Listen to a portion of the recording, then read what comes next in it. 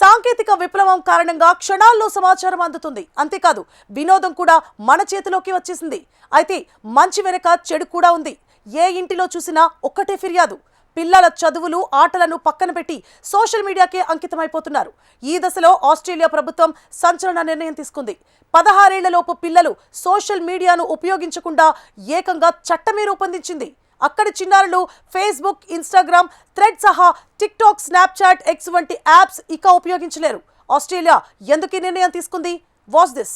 Social మీడియాతో ఉపయోగాలు ఎంతున్నాయో అనర్థాలు అంతే ఉన్నాయనేది అందరికీ తెలిసిన విషయమే. పొద్దున్న లేచింది మొదలు పడుకునేదాకా మొబైల్ ఫోన్ వదలకుండా ఉండలేం. అందున సోషల్ మీడియాను అస్సలు మిస్ కాలేం. లింగ వయోభేదాలు లేకుండా అందరూ సోషల్ మీడియాకు బానిసలైపోతున్నారంటే అతిశయోక్తి కాదు. కాగా చిన్నారులు సోషల్ మీడియాకు అడిక్ట్ కావటం ఆందోళన కలిగించే విషయం. అస్తమానం సోషల్ మీడియాలో గడిపేస్తున్న పిల్లలను ఎలా వారించాలో తెలియక తల్లిదండ్రులు, ఉపాధ్యాయులు తలలు పట్టుకుంటున్నారు. చిన్నారుల చదువులు గట్టెక్కడం మాత్రమే కాదు, వారి మనసులపై కూడా ప్రతికూల ప్రభావం చూపుతోంది సోషల్ మీడియా. ఏ ఒక్క దేశానికో సంబంధించిన సమస్య మాత్రమే కాదు, అన్ని దేశాల్లోనూ చిన్నారులు సోషల్ మీడియాతో సమస్యలు ఎదుర్కొంటున్నారు. ఈ నేపథ్యంలో తాజాగా ఆస్ట్రేలియా ప్రభుత్వం తీసుకున్న చర్య ప్రపంచవ్యాప్తంగా చర్చనీయాంశంగా మారిపోయింది. 16 ఏళ్ల కన్నా తక్కువ వయసున్న వారు సోషల్ మీడియా వాడకుండా నిషేధిస్తూ ఆస్ట్రేలియా ప్రభుత్వం తీసుకొచ్చిన చట్టం అమల్లోకి వచ్చింది. ఆస్ట్రేలియా ప్రభుత్వం ఆన్లైన్ సేఫ్టీ అమెండ్మెంట్ బిల్లును 2024 నవంబర్లో ఆమోదించింది. ఇది ఆన్లైన్ సేఫ్టీ చట్టం 2021కి సవరణగా ఉంది. ఈ తరహా నిషేధం ప్రకటించిన ప్రపంచంలోని మొట్టమొదటి దేశంగా ఆస్ట్రేలియా నిలిచింది. ఈ కొత్త నిబంధన డిసెంబర్ 10, 2025 నుంచి అమల్లోకి వచ్చింది. ఈ తాజా చట్టం ప్రకారం ఇకపై ద్వీపఖండ దేశమైన ఆస్ట్రేలియాలో ఇకపై 16 సంవత్సరాల కంటే తక్కువ వయసున్న పిల్లలు సోషల్ మీడియాను ఉపయోగించడానికి వీల్లేదు. ఫేస్బుక్, ఇన్స్టాగ్రామ్, థ్రెడ్ సహా TikTok, Snapchat, X social media యాప్స్ని ఇందులో చేర్చారు. ఈ నిబంధనలను పాటించడంలో విఫలమైన సోషల్ మీడియా సంస్థలకు గరిష్టంగా 49.5 మిలియన్ ఆస్ట్రేలియన్ డాలర్లు అంటే సుమారు 270 కోట్ల వరకు జరిమానాలు విధించే అవకాశం ఉంది. పిల్లలకు, వారి తల్లిదండ్రులకు ఎలాంటి జరిమానాలు ఉండవు. ఈ చట్టం బాధ్యత పూర్తిగా టెక్ కంపెనీలపై మాత్రమే ఉంటుంది. 16 ఏళ్ల కన్నా తక్కువ వయసున్న వారు సోషల్ మీడియా వాడకుండా నిషేధిస్తూ తీసుకొచ్చిన చట్టాన్ని ఆస్ట్రేలియా ప్రధాని యాంథోనీ ఆల్బనీస్ పూర్తిగా సమర్థించారు. ఇది ఒక పెద్ద మార్పు, నిజంగా ఎంతో ముఖ్యమైంది. ఇది పిల్లలు నిజమైన బాల్యాన్ని అనుభవించేందుకు అవకాశం కల్పిస్తుంది. దీనిని అమలు చేయడానికి ప్రయత్నించిన ప్రపంచంలోని మొదటి దేశం మనమే అని యాంథోనీ పేర్కొన్నారు. ఆల్గారిథమ్స్, అంతులేని ఫీడ్స్, గత తరాలకు లేని ఒత్తిడి ఇవన్నీ ఇప్పటి పిల్లలు ఎదుర్కొంటున్నారు. ఆన్లైన్లో పిల్లలను సురక్షితంగా ఉంచడం కోసం ఈ రోజు తీసుకున్న నిర్ణయం ఎంతో అవసరం. బాధ్యత తల్లిదండ్రులపై కాదు, సోషల్ మీడియా కంపెనీలపై ఉండాలి. 16 ఏళ్లలోపు వారికి సోషల్ మీడియా నిషేధం ద్వారా పిల్లలకు ఒక నిజమైన బాల్యం, తల్లిదండ్రులకు మరింత మనశ్శాంతి అందిస్తున్నాం. పెద్ద టెక్ కంపెనీల నుంచి ఆస్ట్రేలియా కుటుంబాలు తమ హక్కులను తిరిగి స్వాధీనం చేసుకుంటున్న రోజు.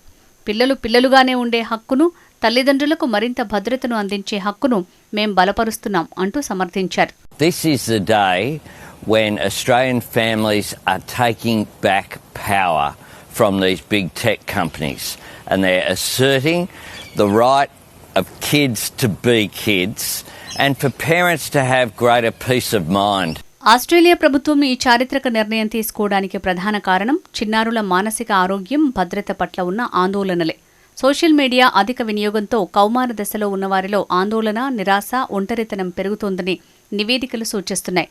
నిరంతర పోలికలు, లైక్ల కోసం ఎదురుచూడటం, సైబర్ బుల్లింగ్, డిజిటల్ వేదికల ద్వారా ఇతరులను అవమానించటం, బెదిరించటం, వేధించటం లేదా హింసించటం వల్ల పిల్లల మానసిక ఆరోగ్యం దెబ్బతింటోందని ప్రభుత్వం భావిస్తోంది. సోషల్ మీడియాకు అలవాటు పడటం వల్ల పిల్లల చదువు, నిద్ర, ఆటలు వంటి ఆరోగ్యకరమైన కార్యకలాపాలకు దూరమవుతున్నారు. ఆన్లైన్ ప్లాట్ఫామ్ల ప్రెడేటరీ ఆల్గరిథమ్స్ కారణంగా పిల్లలు హింస, ఆత్మహత్యకు ప్రేరేపించే అంశాలు, అసభ్యకరమైన కంటెంట్, తప్పుడు సమాచారం వంటి ప్రమాదకరమైన కంటెంట్ బారిన పడుతున్నారు. సోషల్ మీడియా వేదికలు పిల్లల మధ్య తోటివారి ఒత్తిడికి, ఆన్లైన్ వేధింపులకు వాహకంగా మారుతున్నాయి. మోసగాళ్లు పిల్లల్ని లక్ష్యంగా చేసుకోవటానికి ఇవి సులువైన మార్గాలుగా మారుతున్నాయి. ఈ చట్టం ముఖ్య ఉద్దేశం పిల్లలపై కాకుండా సోషల్ మీడియా సంస్థలపై బాధ్యతను మోపుతోందని ప్రభుత్వం తెలిపింది. కొన్ని నిర్దిష్ట సోషల్ మీడియా ప్లాట్ఫామ్స్లో 16 ఏళ్ల కంటే తక్కువ వయసు గల వినియోగదారుల ఖాతాలను సృష్టించకుండా లేదా కొనసాగించకుండా నిరోధించడానికి సంస్థలు సహేతుకమైన చర్యలు తీసుకోవాలి. తల్లిదండ్రులు అనుమతి ఇచ్చినా కూడా 16 ఏళ్లలోపు వారు ఈ ప్లాట్ఫామ్లను ఉపయోగించడానికి అనుమతి లేదు. ప్లాట్ఫామ్లో వినియోగదారుల వయస్సును నిర్ధారించడానికి కొత్త వయస్సు ధృవీకరణ విధానాలను అమలు చేస్తారు. ప్రస్తుతానికి ఈ నిబంధనలు వర్తించే ప్రధాన ప్లాట్ఫామ్లు Facebook, Instagram, TikTok, X, Reddit, Threads, Twitch, Kick కాగా మెసేజింగ్, గేమింగ్ కోసం ఉపయోగించే వాట్సాప్, డిస్కార్డ్, రాబ్లాక్స్ వంటి సర్వీసులను ప్రస్తుతానికి మినహాయించారు. అయినప్పటికీ సేఫ్టీ కమిషనర్ అవసరాన్ని బట్టి భవిష్యత్తులో ఈ జాబితాను మార్చే అవకాశం ఉంది. వయస్సు ధృవీకరణ కోసం ప్రభుత్వ గుర్తింపు పత్రాలను తప్పనిసరిగా కోరకూడదు. అయితే ఫోటో, వీడియో ఆధారిత వయస్సు అంచనా లేదా ఇతర ప్రత్యామ్నాయ పద్ధతులను ఉపయోగించే అవకాశం ఉంది. ఆస్ట్రేలియా ప్రభుత్వం తీసుకొచ్చిన ఈ చట్టం కారణంగా సోషల్ మీడియా కంపెనీలు ఆదాయం, మార్కెట్ పరిమాణం పరంగా నష్టాలను ఎదుర్కోక తప్పదు.